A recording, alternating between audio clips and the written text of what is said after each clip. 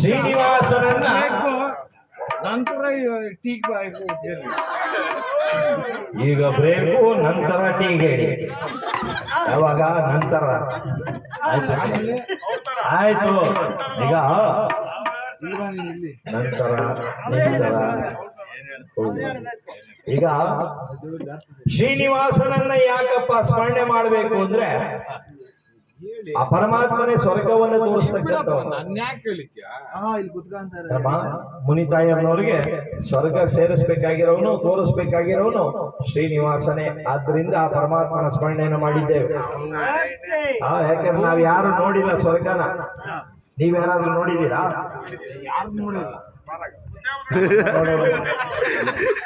ಇಂಥವ್ರು ನಮ್ಮ ಅಣ್ಣನಂತವ್ರು ಒಬ್ರು ಹೇಳಿದ್ರು, ನಾವು ನೋಡಿದ್ವಿ ಸ್ವಾಮಿ ಸ್ವರ್ಗನ. ಏನು ನೋಡಿದ್ಯಪ್ಪ, ನನ್ನ ಕರ್ಕೊಂಡೋಗಿ ತೋರಿಸ್ಬಿಡೋ ಅಂದೆ. ಬೆಳಗ್ಗೆ ಕತೆ ಮುಗಿದ ಮೇಲೆ 4:00ವರೆಗೆ ಗಾಡಿ ತಗೊಳ್ಳ ಅಂದೆ. ಗಾಡಿ ಬೇಡ, 2 ವೀಲರ್ ಹೋಗ್ಬಿಡೋಣ ಗುರುಗಳೇ ಅಂದ್ರು. 2 ವೀಲರ್ ಅಲ್ಲಿ ಇದ್ರೆ ನಾನೆಲ್ಲ ಇಲ್ಲೇ ಹತ್ರನೇ ಅನ್ಕೊಂಡು ನಾನು ಕೂತ್ಕೊಂಡ್ಬಿಟ್ಟೆ. ಏನು ಸ್ವರ್ಗ ನೋಡೋಣ ನನಗೂ ಆಸೆ. ಕರ್ಕೊಂಡೋಗಿ ಆ ದೊಡ್ಡ ಸರ್ಕಲ್ ಎಲ್ಲ ನಿಲ್ಸ್ಬಿಟ್ಟು ತೋರಿಸ್ತಾರೆ. ಇದೇ ವೈಕುಂಠ ಬಾರು, ಇದೇ ವೈಕುಂಠ ಬಾರ್ ನೋಡಿ. ಹೆಸರು ಹಂಗೆ ಇದೆ, ವೈಕುಂಠ ಜೊತೆಗೆ ಬಾರ್ ತೋರಿಸಿದ್ರು.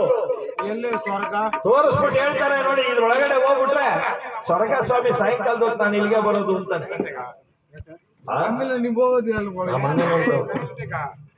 ಆದ್ರೆ ಇಲ್ಲಿ ಯಾರು ಹಂಗಿಲ್ಲ, ಎಲ್ಲ ಒಳ್ಳೆಯವ್ರೆ ಅಲ್ವಾ?